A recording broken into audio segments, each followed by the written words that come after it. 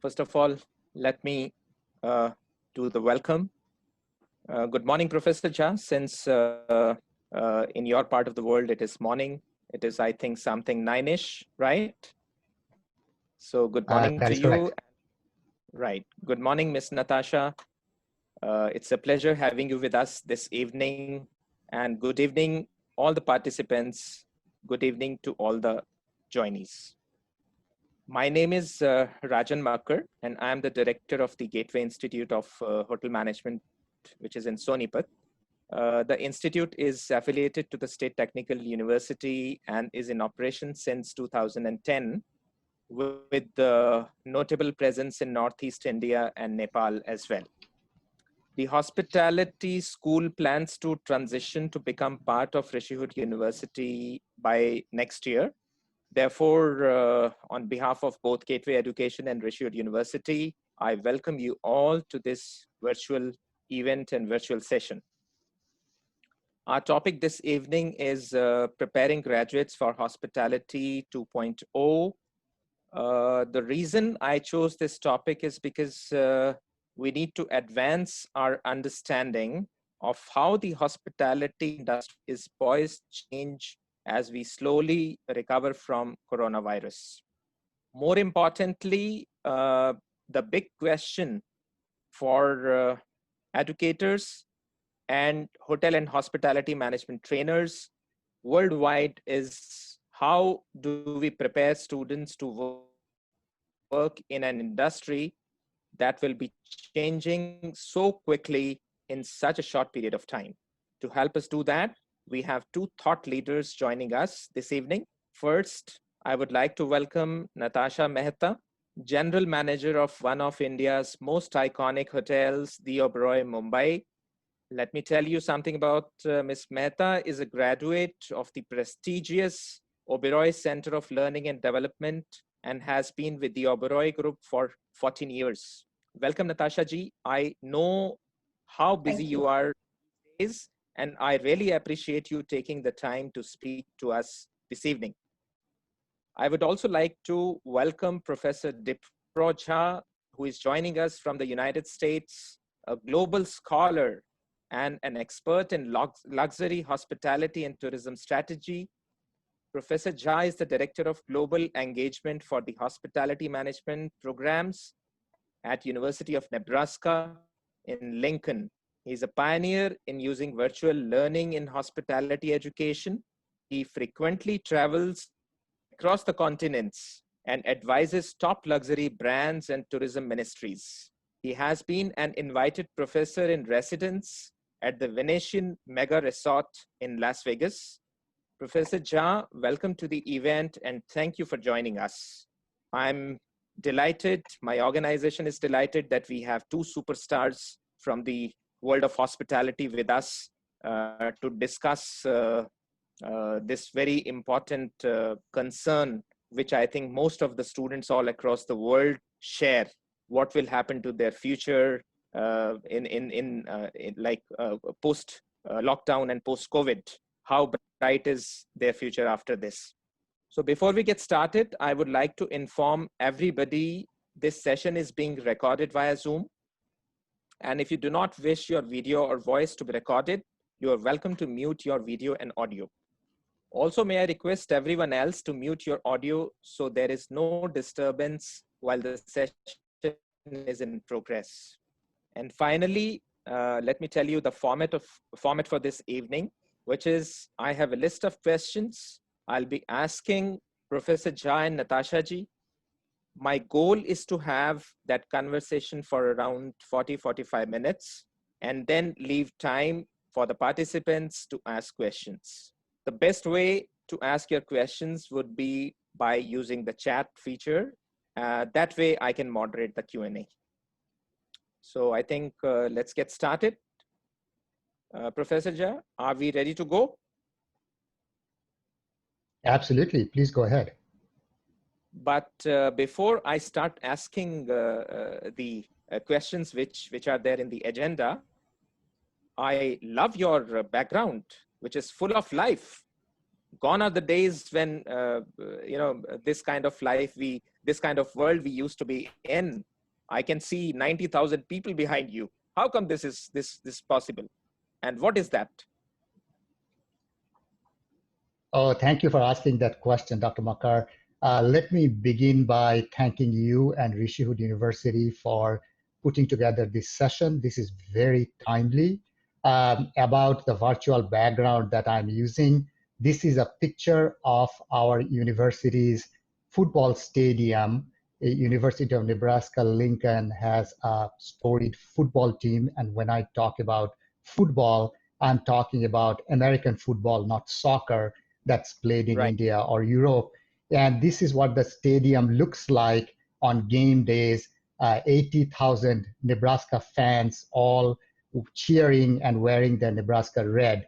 So right now, because of the pandemic, of course, we can't huddle with 80,000 people. So this is a kind of little nostalgic for us to actually, use a virtual background and feel that I'm still in Memorial Stadium. So that's the background or the context of my virtual background.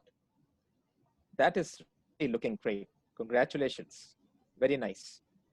Okay, so Professor Jha, let us begin with the show. My first questions comes to Natasha ji. Natasha ji, people are talking many negative things about the industry's state post-lockdown, but our industry is people-focused one, means it is for the people and by the people. And I'm sure it'll bounce back very soon. You are in Mumbai, the financial capital of India. How do you see at least the hotel industry recovering post-lockdown? Firstly, Dr. Makkar, I would like to thank you and Rishihood University for making me a part of this event. And thank you to Professor Jha as well for inviting me. I've always believed that our industry has some of the most resilient and adaptable people working in it. And it's evident from the way our industry across the world has stepped up to help the frontline workers, the BMC officials, municipal officials, the local police force. The hotels have opened their doors to accommodation, to meals, to cafeterias. You've seen a lot of it in our country as well.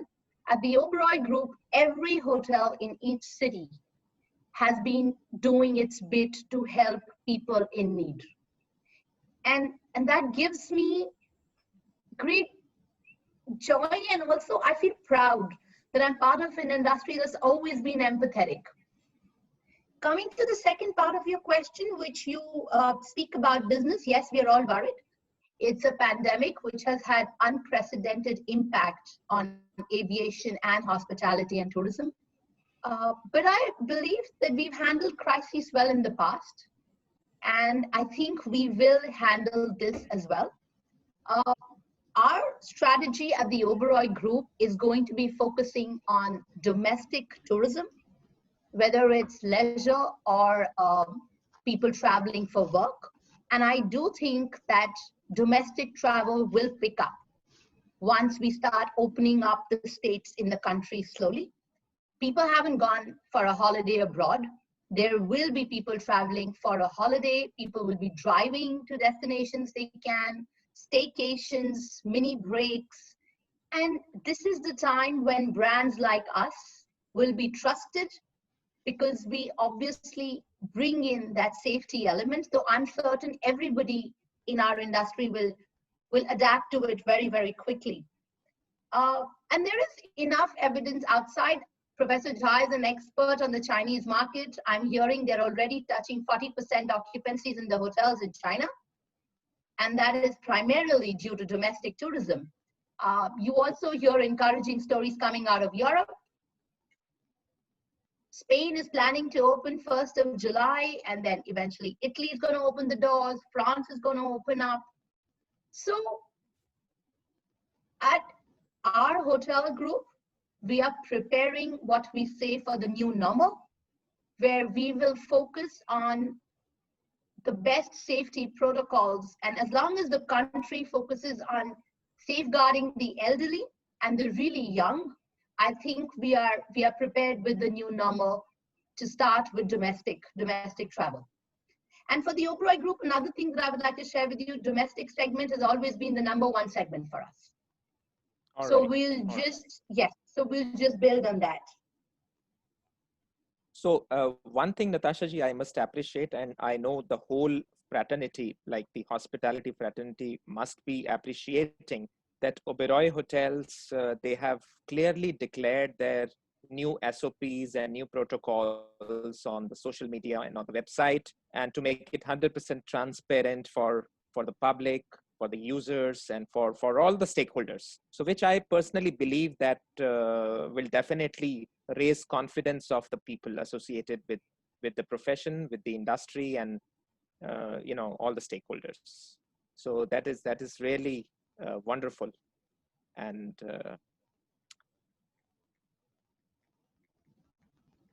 so we have rolled out an enhanced safety and health program at all our hotels. right. And like you mentioned, we have put it up on our website for each department in detail for a guest to trust that this is what we are going to do to safeguard them at every touch point that they have, Right. whether it's the bell desk, it's the reception, it's the car, it's the airport representative, it's the restaurant back of the house, how we're testing our employees, how we're doing safe distancing in the cafeteria. Because as a company, we've always prioritized the safety of our guests and our colleagues. However, for us as well, this is something that hasn't happened before.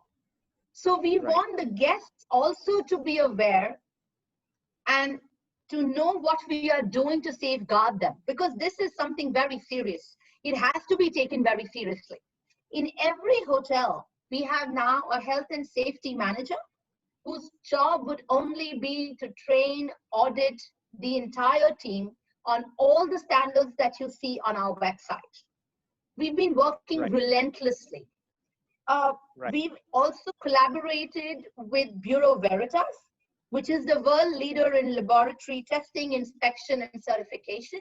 They're going to review, audit, and then help us evolve with what we need to do to ensure that the safety protocols that we've put in place are really the best in the world. Right. So Natasha ji, in this webinar, we have a good number of students also associated, or maybe the graduating candidates. So I have one question for you to address appropriately. I think you are in the best capacity to address to that query appropriately. That is, since now Oberoi Group is known for its best standards and excellence across the country, what cleaning, sanitation, and safety protocols Oberoi Hotels or the Oberoi Mumbai in specific is planning to implement post-lockdown? So like I mentioned to you, there are standards that the company has come up with.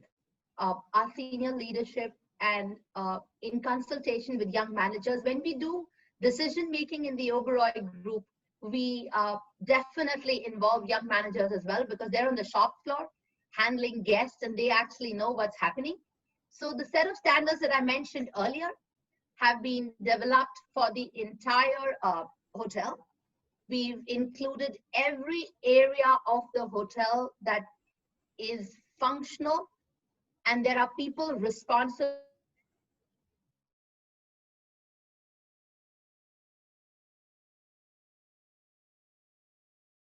So another thing that I would like to say is that we believe in standards across the company. So what you would see at Oberoi Mumbai is very similar in terms of standards at the Oberoi Delhi, Bangalore, Calcutta.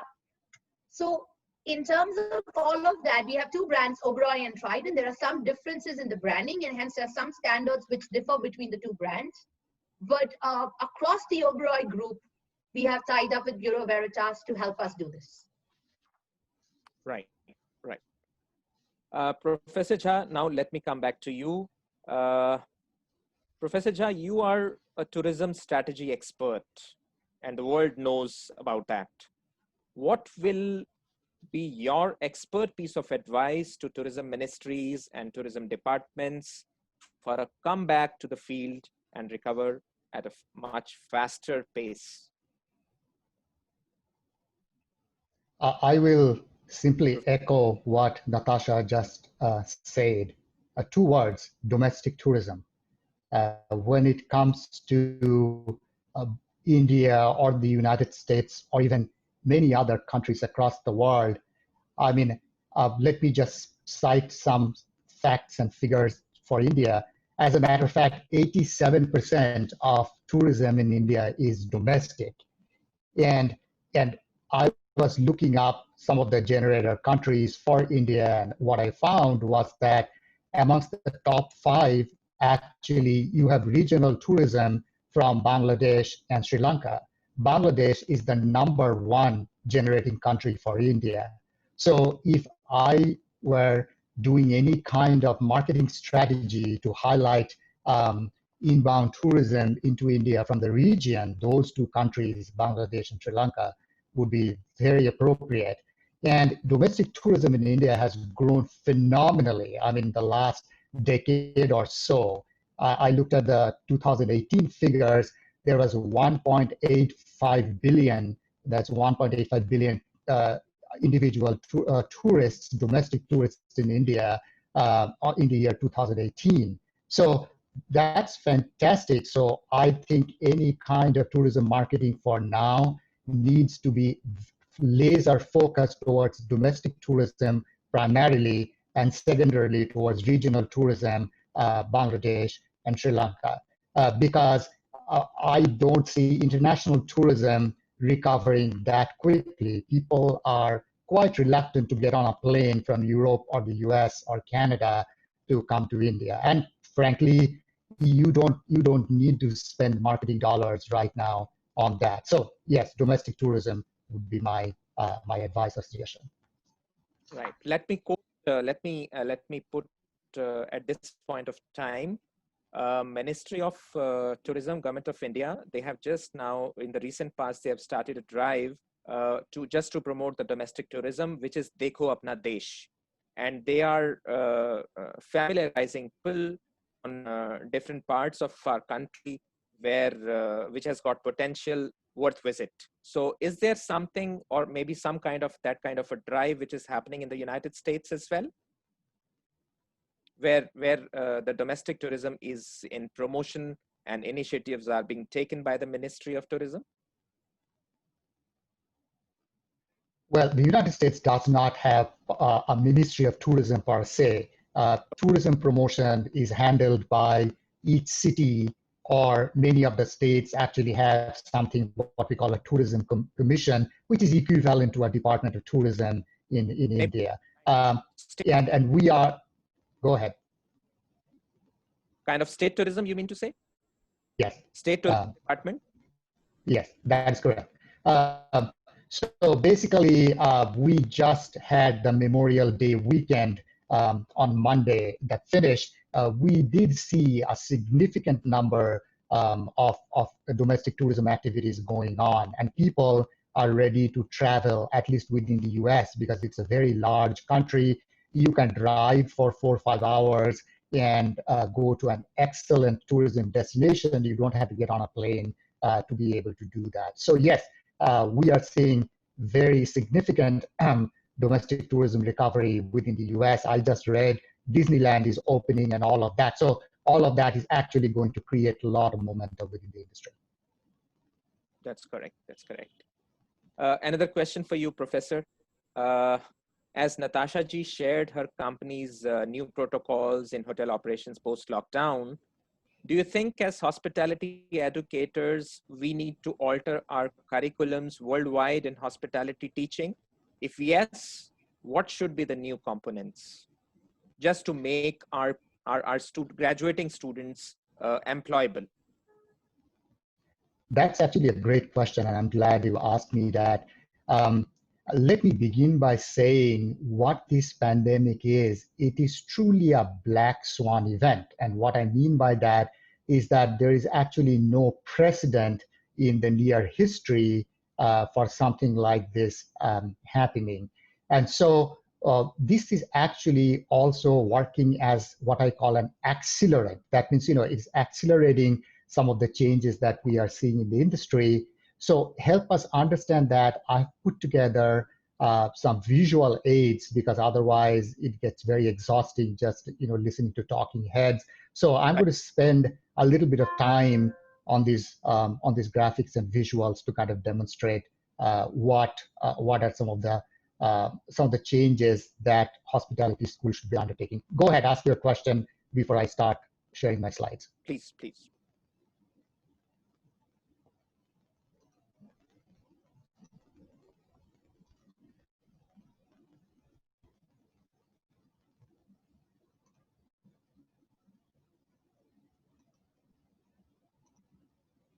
So can you see this slide, Dr. Makkar? Yes, yes, it is Perfect. visible.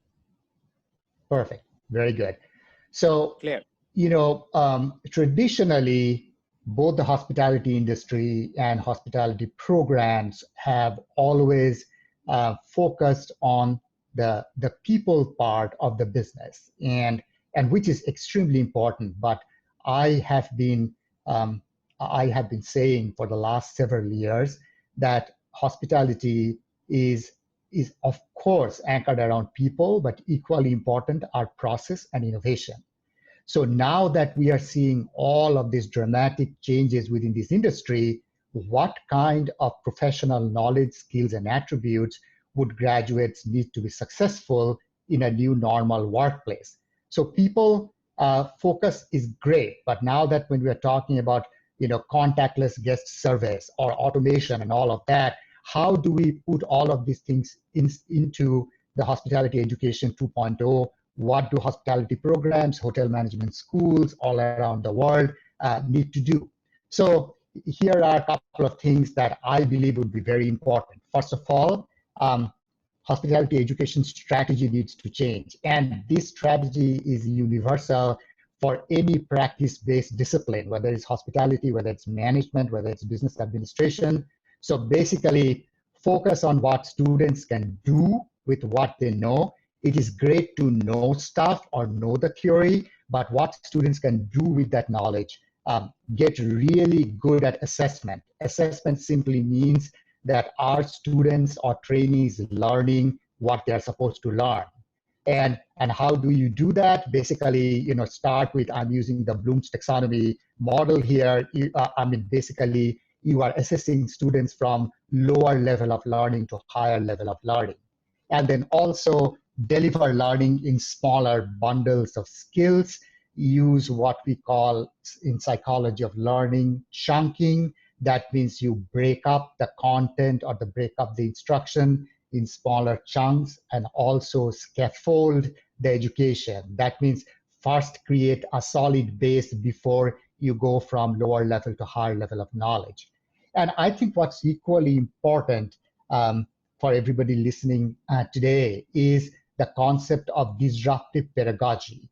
Because education, especially higher education at colleges and universities, have kind of remained very stagnant over many, many years. I mean, in most traditional universities and colleges, education is still what we call sage on a stage. That means a professor or an instructor standing in front of the class and lecturing, and bodies in seats, that students are basically passive recipient of knowledge.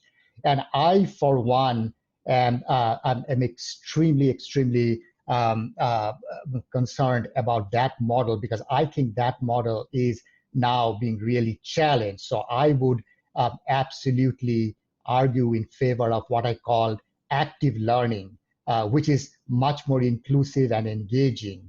For example, in my classes, my classroom always looks like this, in a sense that I don't stand in front of a lectern and lecture. I mean, my classes are set up like this. I am always with the students. We are looking at engagement. We are looking at case studies and all these kinds of stuff. And so whenever we talk about what needs to change in hospitality education is also the methods of instruction. That means, not only instructors, lecturers, or professors need to be good at delivering in person, but also mixed methods instruction. I have been talking about this for a long time, that knowing what class can be delivered in which format. So whether it's in-person, online, synchronous, hybrid, which is a combination of in-person and online, and finally high flex, which is a brand new term which has just come out, which is it's simultaneously the instructor is teaching in class and it is being simulcast through Zoom or whatever, so that for students who are not being able to come to class and so on and so forth. So basically, it is important that schools and universities and colleges get actually comfortable doing delivery using all of these kinds of modes. And you asked me specifically about what are some of the things that hospitality curriculum now needs to incorporate. I just picked up 3 examples from 3 classes. For example, if somebody's teaching a class in accommodation operations, I mean, of course, just like Natasha mentioned, there is a new position in their hotels, the hygiene and safety managers. So, you know, their role will be different from what we knew as the traditional housekeeping role. Students need to learn about bloodborne pathogens and emerging pathogens protocol, things like electrostatic spraying. These things are brand new. I mean, electrostatic spraying and cleaning just came out. It's a breakthrough cleaning technology. So, so even in accommodation operations, if you think of some of this stuff, I mean, that needs to be incorporated. So, so I mean, for example, for one of my classes, I'm already working on a case study for the hygiene and sanitation for the Venetian Hotel in Las Vegas, because this is the largest luxury hotel in the world with 7,066 suites, and they have 10,000 employees. So I was looking at the Venetian Clean commitment, that how, you know, they are going to be doing hospital grade cleaning. They're going to have thermal cameras at every entry point. They're going to have a whole PPE kit in the rooms. They're going to have medical technicians on premise at the hotel. And then, of course, what will be the physical distancing rules? If a guest is staying at a suite and then they are found to be COVID positive, you know, how they're going to bring in a third-party expert to clean and all of that stuff. And of course, I'm going to use this as a case study because this is a gigantic hotel. It's the size of a city. They do 600 check-ins an hour. So, you know, it's a great way for students to learn at what we call very large scale operations. But I am equally excited about what's going on in India. I mean, Natasha laid out very clearly and in detail what Oberoi Hotels is doing. I mean, I would encourage everybody to go on their website and look at these very, very detailed standard operating procedures they have put together. And even all of the other luxury hotel brands in India, ITC have developed Reassure, Leela has a new standard operating procedure called Suraksha. And of course, if somebody wants to incorporate a more global view or content into their accommodation operation courses, they could do that with the American Hotel and Lodging Association. Stay safe. I mean, also use these kinds of graphics like the Hilton Clean Stay. So once again, when I'm talking about active learning, you can actually break students up in groups and assign them this graphic and have them develop standard operating procedures for all of these touch points, and then have them compare with what the industry standard is and help them develop. Once again, moving people from that lower level of learning to a higher level of learning. Another example would be that electrostatic spraying that I talked about. United Airlines in the US was the first one to come up with that. This is the breakthrough cleaning technology. And very, very, very soon you can expect hotels to actually do these kinds of stuff. I mean, it is still expensive, but technology is advancing very quickly. So just like vacuum cleaners have become so commonplace, industrial vacuum cleaners, electrostatic spraying is also going to become very, very commonplace. Let me quickly also talk about a couple of other classes or new course content. Guest services management. We are all talking about, you know, contactless guest services. How do you do that?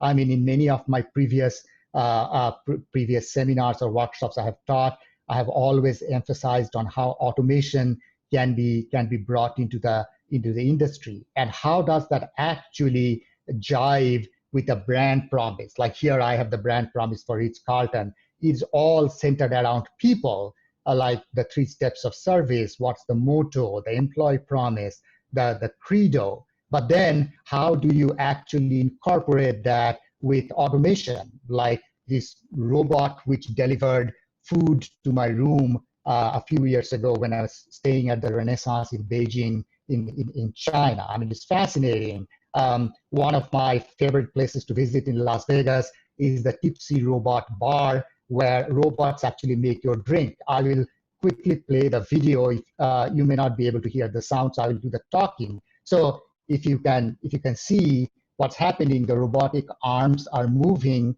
and basically the robot is making my drink. So it is very, very much possible to use these kind of contactless automated processes and actually do some of this stuff. So that's the point I'm making, that all of these things have to be incorporated into the curriculum so that students are becoming more and more aware of how they can work with these kinds of processes and automated system. As you can now see that, this whole process is automated. There is no human intervention at all. It's just absolutely, absolutely fascinating to watch some of this kind of stuff. And then can you personalize using technology, no contact or contactless personalization? Here's a great example. The Oberoi Gurgaon did a couple of years ago for me. Like, they know that I wear bow ties, so when I entered my suite, this was waiting. So once again, that you can use technology to provide a highly personalized and elevated guest experience, which can be completely contactless. And then finally, entrepreneurship and innovation. I believe every hospitality program, if they already do not have a class, should actually have a class or a course in entrepreneurship and innovation. I mean, all of the stuff that's happening around the pandemic is mind-blowing. How distilleries are making hand sanitizers. This is 28 Mile Distilling Company. Their gin is very famous, but now they're making hand sanitizers. I mean, which is fascinating. Or how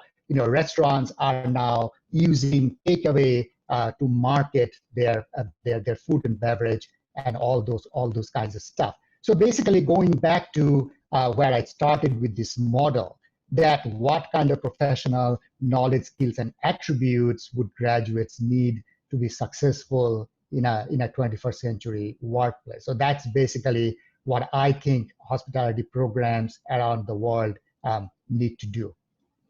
Does that answer your question, Dr. Makkar? Yes, Professor Jha. Thanks for that. I think that has served the purpose. And at the same time, Professor Jha, I was looking at a video just a few days back you shared on the Facebook. It was regarding W Hotel somewhere in Hong Kong. And you were talking about the contactless services which are being offered to the guests. And what hotel management does is they put some QR codes in different corners of the guest spaces. The guest is able to access to the information, all that stuff. So what exactly is that? Maybe in brief, something like that. Oh, basically what they did is, they put QR codes all around my hotel suite.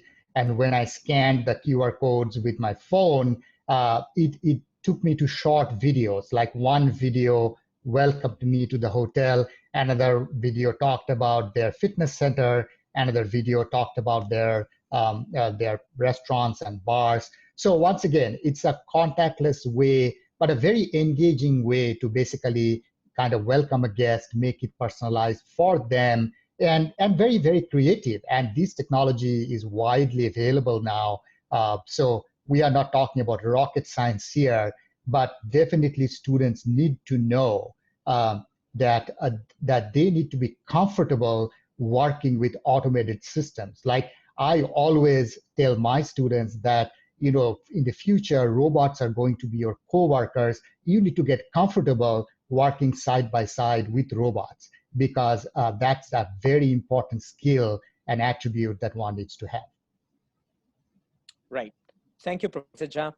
Natasha ji, coming to you, what is your recommendation to hotel schools across India for preparing their graduates in terms of the skills, some specific skills, maybe a set of 2 to 4, 2 to 5 skills they would need for the future?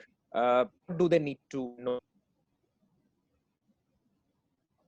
So, my Natasha ji. recommendation to hotel schools has always been and will continue to be to encourage young hospitality professionals to read as much as they can about what's happening in our industry, what's happening in the world, to travel.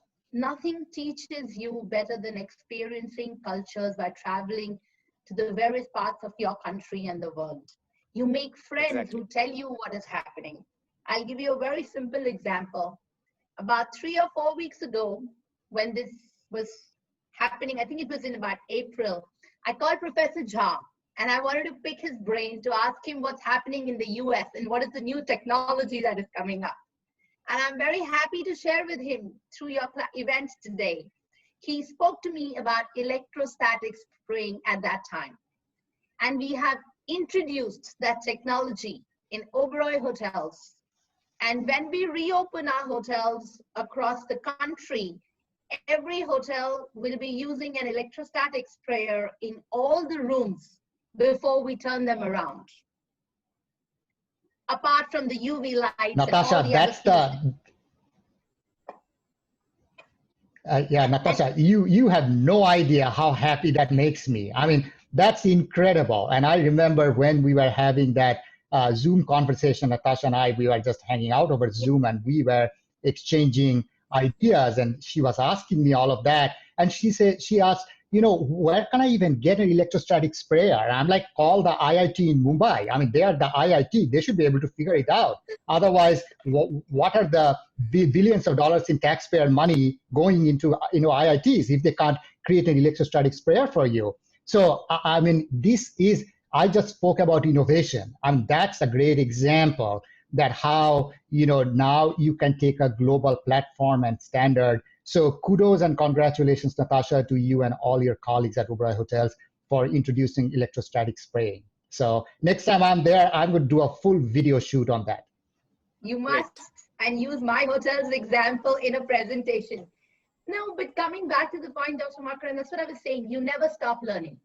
In our industry, which is so dynamic, you never stop learning, and young people have to develop this habit of wanting to learn and read about whatever happens in our world today. The other thing that I will say is something that we believe very strongly as a brand is warmth and empathy. And I think no matter how technology driven we become, I think that is something that will remain a core to us. So I'll give you another very funny example here. The biggest conundrum, if I can use that word, we have currently in the hotel is that because everybody's wearing a mask, all the team members are wearing a mask, we've all been trying to figure out how does a guest know that a team member is smiling at him?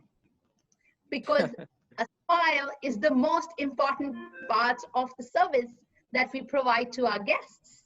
Exactly. It's inherent to our Oberoi Dharma. So I still feel that being genuine and caring about people is going to remain. And it takes from the fact, and that is reason probably why the hospitality industry so warm-heartedly is today helping the frontline workers across the country at the cost of their own employees being almost on the front line as well.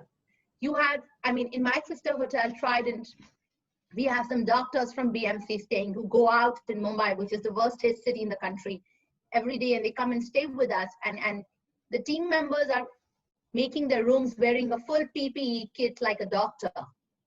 And they're doing it without being worried.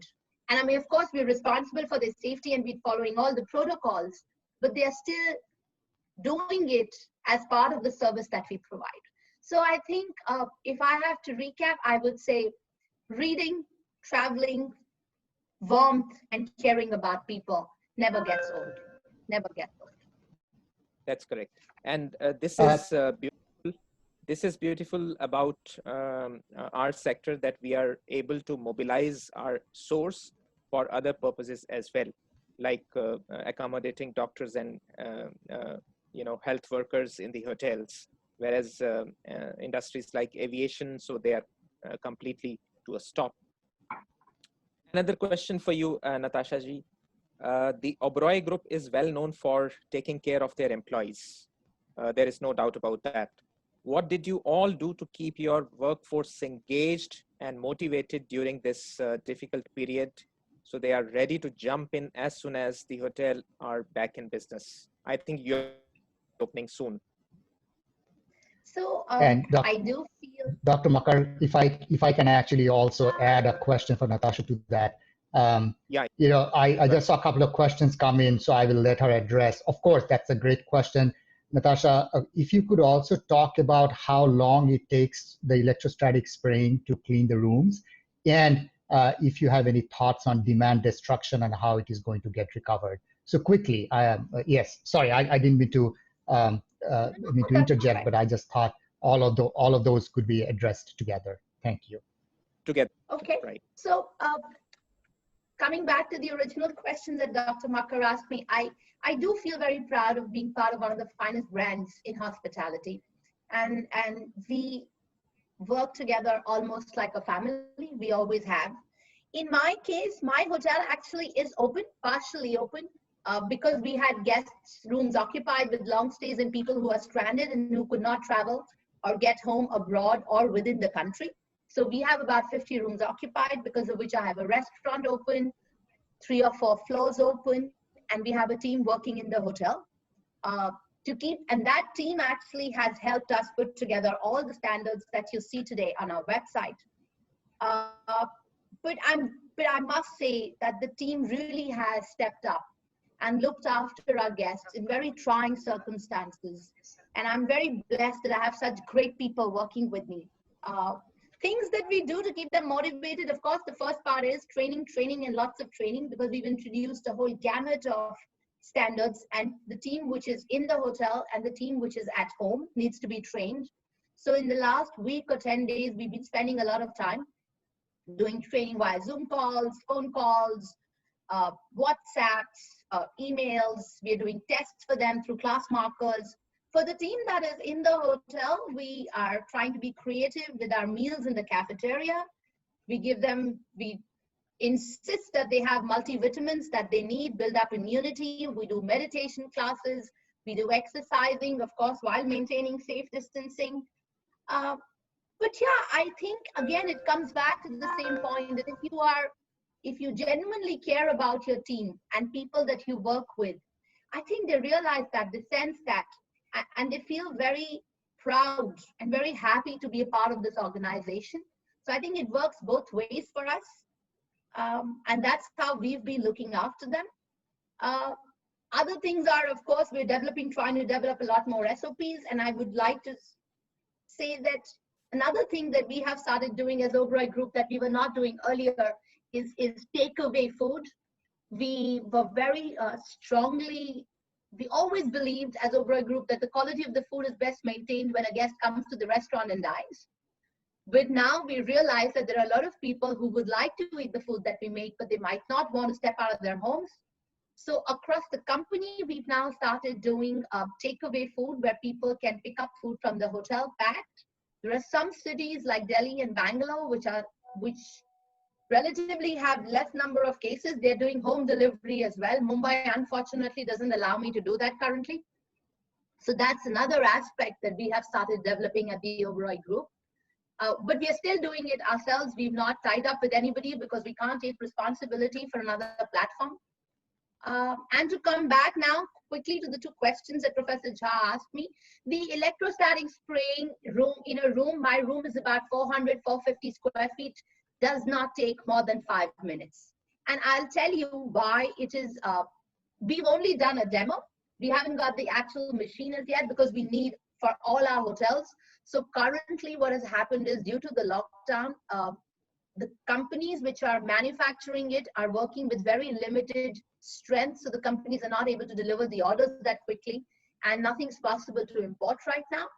But what electrostatic spraying does, and the reason why we decided to go with it, is that it kind of also takes away that element of human intervention where you're not so much dependent that a team member will physically touch every surface.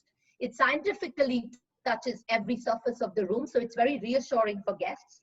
The other thing, apart from electrostatic, that we are introducing are the UV lamps. We've got these machines that you can put in a room for about 5 minutes. And how it works is that even though it's UVC and it's in the frequency that is safe for a human being to use, it works on an app that even inadvertently nobody gets exposed to that. So you actually just position the machine in the room, you step out, you close the door, and with the app on your phone, you activate the machine.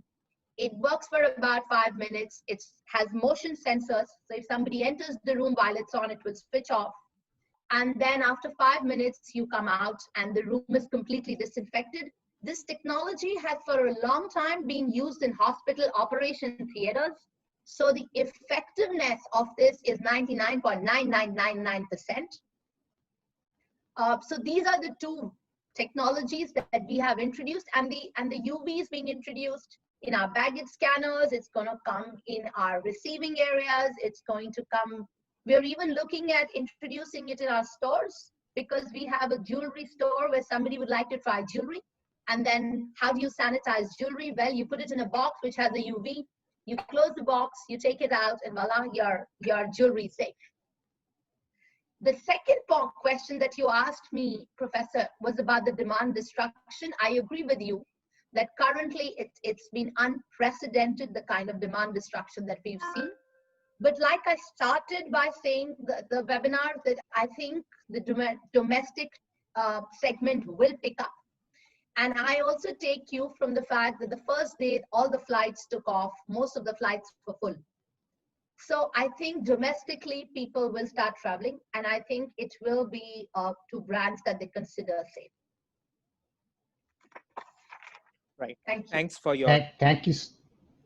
Yeah, thank you so much, Natasha. And as, sorry, Dr. Makkar, yeah, I just wanted to finish thanking Natasha and let her know that those were excellent clarifications, and it also kind of shows us that how innovation is happening with all of this electrostatic spraying and UV lights and so on and so forth. So that's fascinating. So thank you for sharing all of these best practices with us, Natasha.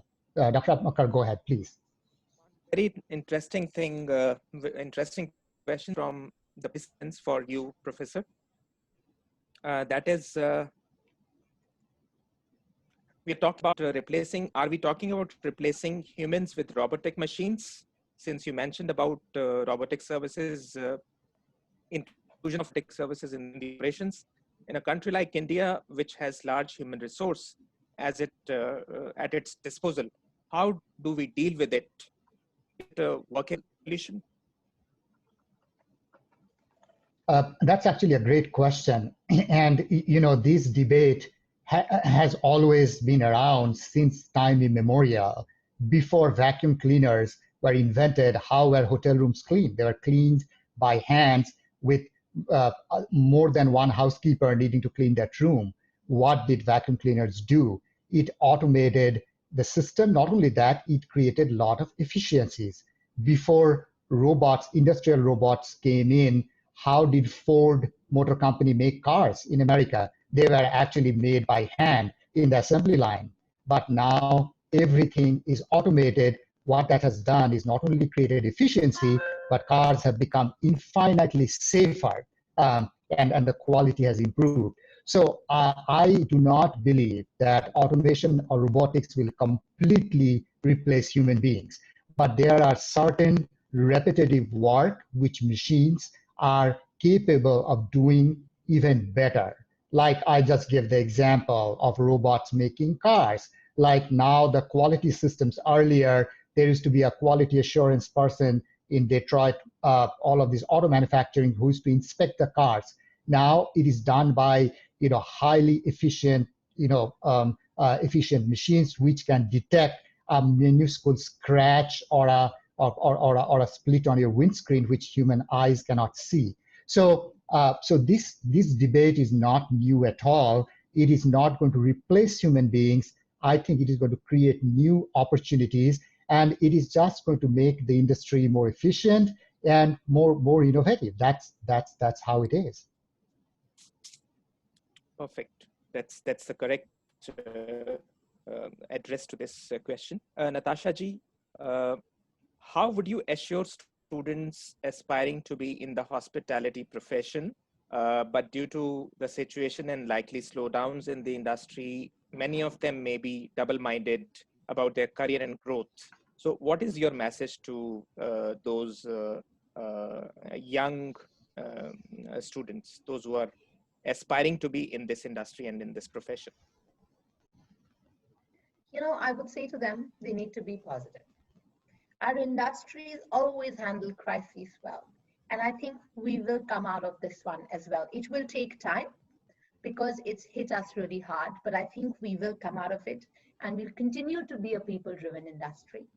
I think as long as you have the attitude to learn and grow with a good brand, you will always succeed, really. And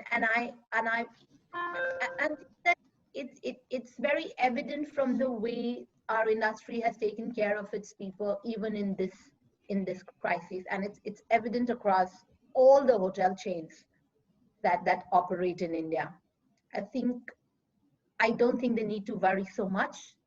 It will take time for recovery, but I think we'll come out on top. Wonderful. That's how a hospitality leader has to be. So I think most of the students, they have got the solution. The doubts are clear, that the industry stays vibrant, still stays promising, as Natasha ji assured, and the industry will definitely welcome open arms and equal opportunities as far as employment, new verticals are concerned and employment opportunities are concerned. Professor Jha, what is your understanding on careers in hospitality post-corona? And what message would you like to convey to the young professionals who are yet to start their career? Yeah, that's actually a great question to kind of end the session on. Like I said, that the current crisis is actually an opportunity because it is accelerating a lot of innovation. Yes, the pain is tremendous of businesses closing down and so on and so forth. So especially for the students on this Zoom session today, I may direct your attention to the bow tie that I am wearing today, and the bow tie has a dinosaur motif. And I did this on purpose because remember, at one point of time, the dinosaurs ruled the earth. They were big, they were powerful, and they basically ruled the world. But they have become extinct. Why? Because they could not adapt. And right now, we are seeing the same kinds of things. For example, JCPenney, one of the most storied retail brands in the United States, have filed for bankruptcy. They have been around for more than 100 years. Why are these companies not being able to survive? Because they are not being able to keep up with times and adapt. So as future professionals, my message to you would be always try to stay ahead of the curve. Otherwise, the curve is going to leave you behind. And going back to the dinosaur example, is that there are many other other animals who actually existed around the time of the dinosaurs. They have survived because they were able to adapt. So be agile, be resilient, be adaptable, and be ready to change. You cannot expect to be in a 21st century workplace with a skill set that's from the 19th century or a 20th century. So hospitality is an amazing business to be in. Tourism, hospitality, events, you name it. Human beings from time immemorial have always wanted to discover the new things. If Christopher Columbus did not set sail to find India, there would have been no America, because, where I'm sitting right now. So, the need to discover, the need to explore is in the human DNA. That's not going to go away. but you have to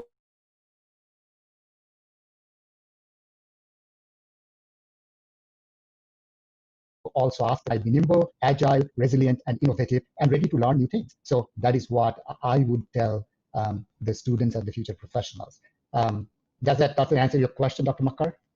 That's absolutely correct. And at this point of time, Professor, I must appreciate your great collection of bow ties. I've seen you wearing each time, each moment, a different kind of a bow tie with a different kind of theme and message too. So congratulations, and you're a great connoisseur of bow ties, a great collector. And another question, very important question for you, Professor, that is, how effective do you think virtual education exchange for hospitality teaching at university colleges? As our discipline, considerably, it has practical contents in curriculums. And do you suggest partial opting for virtual teaching can be a better proposition?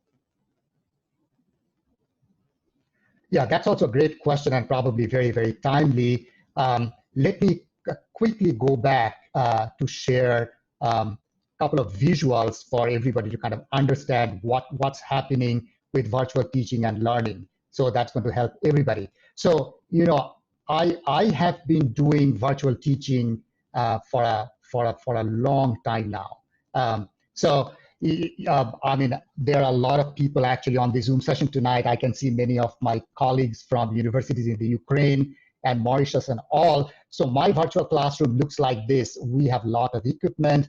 You can see the catchbox throwable microphones, which you can throw at people, and they're very high tech. I actually have a teaching assistant who runs all of the, all of the technology.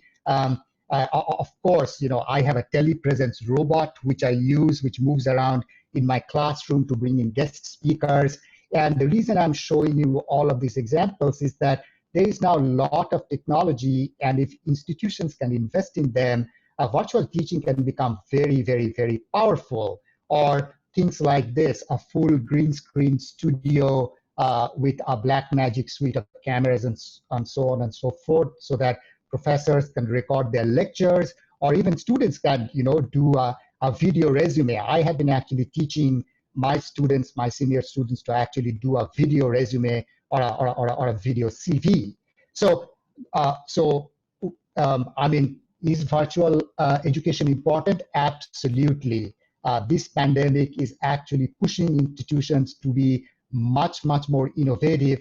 And so it is important for students to actually look at some of this stuff and get used, because most probably going forward, they will be interviewed via Zoom or Google Meets or Microsoft Teams. So do they understand the concept of how to do a virtual background, how lighting works, or professional attire, what to wear in a Zoom interview? How do you communicate where there's an absence of body language, and so on and so forth? So, so of course, going back to where I started in terms of instructors really need to get comfortable in all of this mixed methods instruction, whether it is in person, online, hybrid, or high flex. And going forward, virtual education, virtual exchange of ideas will be even more important. And students actually will not only be expecting very high quality virtual teaching and learning, training and development industry. I am sure, next time Natasha interviews somebody for a senior position in a hotel, she will probably, her HR will probably first do a Zoom interview or a Google Meets interview before even bringing them onto campus. So, this crisis has actually opened a whole new world in terms of virtual teaching and learning. What I used to do previously, what was novelty, or some of my colleagues used to say, oh, this is too high tech, my telepresence robot or something like that. Now that is becoming the new normal. That's true, Professor. Now, I would like to mention here that since this is admission time for most of the universities and colleges in India, right? So now these days, I'm accepting application forms from students from different parts of the country. So we have also started taking interviews via Zoom, so which is quite effective, and it is amazing. So it absolutely reduces efforts of the parents and even the students to travel from one part of the country to the other, means to the campus, just for some couple of hours to appear for a personal interaction and for interview. So this is amazing, really. So in the same continuity, another important question for you, Professor, and that is, what is your suggestion to the college and university administrations to move forward with virtual teaching, considering the technology issues, especially the rural parts of India, and a country like India, where technology is not in each hand. There are a couple of students, considerable number of students, those who are from rural background. So it is a challenge for them to become part of that teaching learning process. Yeah, that's actually a very, very good question. And that's not unique to India. Even in the United States, I mean, we have lots of issues with access and equity. For example, that those of us who have the fortune or the luxury to have high-speed internet or have high-tech equipment, like right now, I am using a 4K Brio camera to do this Zoom session. So hopefully my picture is coming in very, very clearly, because it's a whole different level of pixelization compared to if I was just using my average computer webcam. I'm using a stereo headphone set. So, my voice is coming through in stereophonic as if I'm speaking in a lecture theater. So it is a huge issue. Good, Professor. What was that, Natasha? I said, no wonder you look so good. Yeah, it's all because of the camera. It's all because of the camera. So yeah, going back to what I was stating is that it is very, very important to understand that technology is also scaling, and as it is scaling, it is becoming things are becoming cheaper. We are already in 5G. Like my home, the wireless internet that I'm using right now to come to all of you is actually a 1 gig 5G connection, so that there is no call drop, the video is carrying clearly. Otherwise, if I had lower bandwidth, I mean, my video is not going to come through that clearly. So like talking about India with the new Reliance Facebook, collaboration and all of that, we will see a lot of scaling happening. And hopefully, as the price of technology drops and technology becomes more accessible, that now more people have smartphones and so on and so forth, that virtual teaching and learning will become more easier to deliver. But to also address your question, what do institutions and colleges and universities do?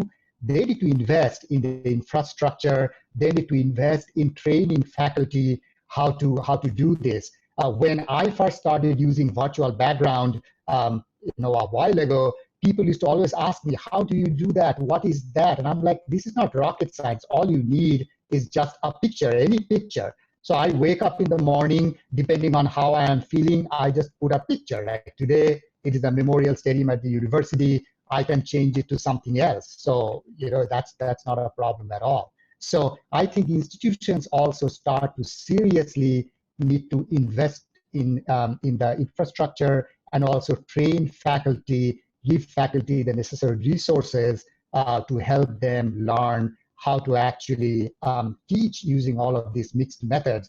Because the biggest mistake that you can do is thinking you can just replicate your in-person class on the online format. It does not look like that. These are completely two separate domains. So you just cannot replicate your physical space classroom into a virtual space classroom. You need to prepare differently. Does that answer your question, Dr. Makkar? Excellently addressed. Professor Jha, now I think we are through with most of the important questions, and from the chat box also I have seen we have addressed two important questions. I would request you, because I have a special concern for the students associated with various institutes across India, because they are aspiring to be in the industry in near future. What would be your message in just 2 sentences for those important stakeholders? Well, like I said, that keep yourself up to speed. Try to stay ahead of the curve. Make sure that you are nimble, you are agile, you are flexible. Don't box yourself into saying, I am a front office person, or I am a housekeeping person, or I am a salesperson. If you have good customer service skills, you have good customer service skills that can be used and relatable to a variety of industries. So once again, think more broadly, think out of the box, and always stay positive. That's very important. Attitude is extremely important whenever we're talking about tourism and hospitality. Knowledge is something, skills are something that you can teach. Attitude is something you really cannot teach. So those would be some of the things that I would ask the students and the young professionals to keep in their mind. Thank you very much, Professor, for your wonderful, meaningful message. Natasha ji, may I also request you for a crisp and substance message to the young participants, to the young students? I think I would echo what Professor said. Don't box yourself into any one area of the hotel. If you want to eventually run a hotel or be in a senior position in a hotel company, you need to know, and you should work in every part of the hotel. And that's the only way in our group people succeed.